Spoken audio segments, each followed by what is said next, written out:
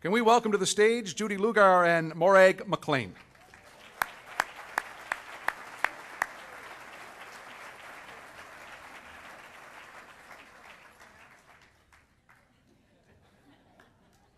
That's a Hall of Fame first.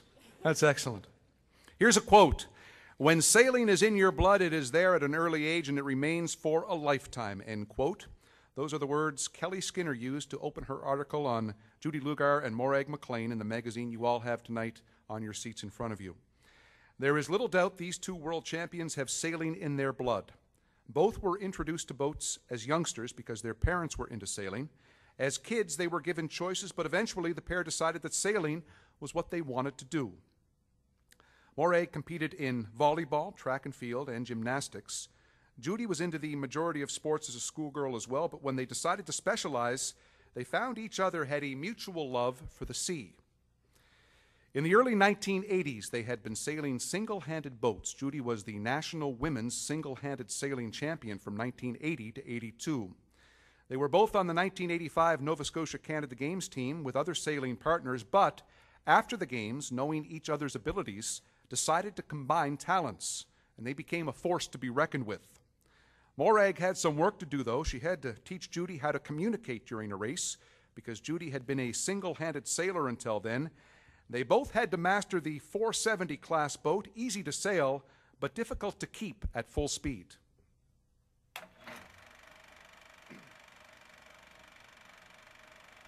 You know, they weren't fiery. They would, if they had something to discuss, they would sit down and thrash it out. They basically had lots of self-motivation. That wasn't, you know, what she got from us was, you know, the whole family was a lot of encouragement to, yes, you know, go for it. They also had no other boats with which to train at home and had to travel to Montreal to compete.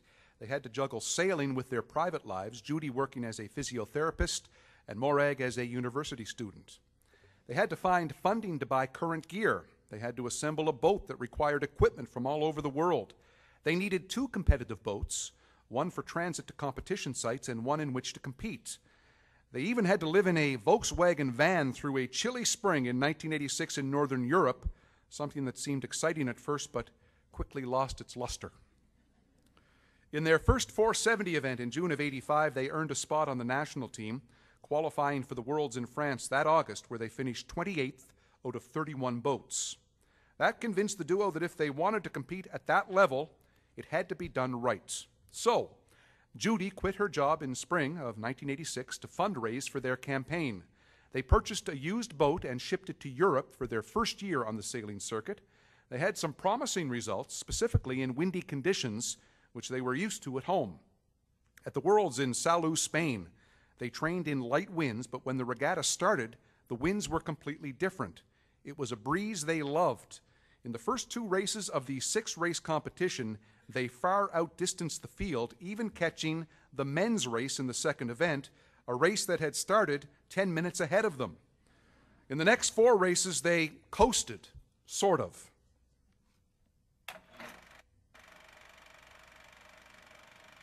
They knew they could do it, but they weren't quite sure. In sailing, there's so many variables. If you get the right winds and so forth, they were confident going in, and they were determined more than anything, I think. They finished 15th, 7th, and 2nd in the next 3 races, but entering the final day, they were in first place overall.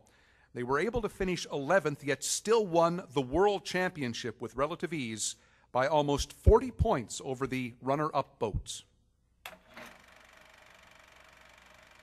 Well, we were keeping tabs of how they were doing throughout the week, and then going into the final race. You know, the night before, I think she phoned, and you know, and Judy phoned her mum and dad, and they said, well, you know, I think if tomorrow's good, we'll be, you know, we've got a shot at this. So then they phoned, and I don't know who were more excited, the parents or the sailors. Well, they had been to so many regattas in Europe, and mixed results up and down and so forth. But when I got that call, it really was quite mind-blowing. We had no idea that was going to happen, and it was just one of those things that it makes you feel very proud. That title was the start of 5 years of championships, national qualifying regattas from '86 through 1990, a 6th place finish in a pre-Olympics regatta in Korea in 1987. They were 4th at the 1988 Worlds, 8th at the 1989 Worlds, 1st in the 1989 U.S. Nationals, 1st in the North American Championships in 1990, and 17th in the world in 1990. Their major disappointment was failing to qualify for the 1988 Olympics, mainly because the Canadian trials were in soft winds that gave the qualifiers an advantage. These were winds in which Judy and Morag had never trained. After all, Nova Scotia's winds, as you know, can be tough. Then they watched, aghast, as the selected Canadians went to Korea and faced and were stymied by unusually harsh winds in Seoul, with which Judy and Morag had Nova Scotia experience.